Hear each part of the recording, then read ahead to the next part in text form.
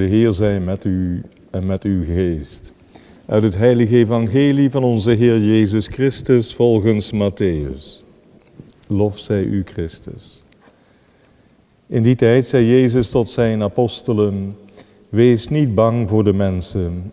Niets is bedekt of het zal onthuld, niets verborgen of het zal bekend worden. Wat ik u zeg in het duister, spreek dat uit in het licht.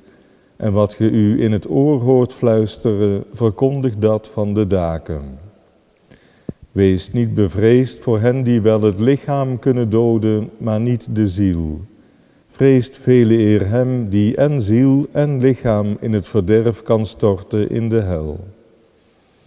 Verkoop men niet 2 mussen voor een stuiver, en toch zal buiten de wil van uw vader niet 1 mus op de grond vallen.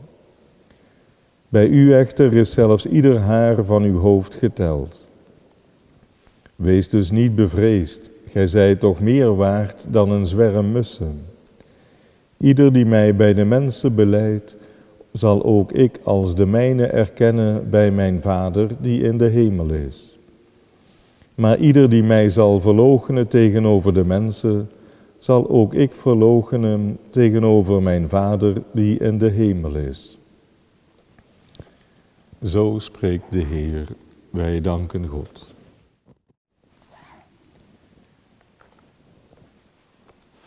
In het evangelie spreekt Jezus bemoedigende woorden tot de apostelen, waarschuwt hen ook voor het lijden, de vervolging die hen te wachten staat.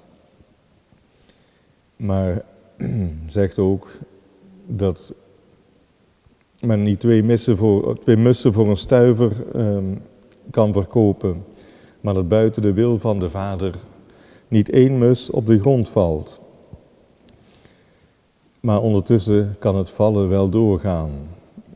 Veel van de apostelen hebben de marteldood ondergaan, maar zij zijn trouw gebleven ten einde toe en zullen daarom mogen delen in de plek, de heerlijkheid waarin Jezus hen en ons is voorgegaan.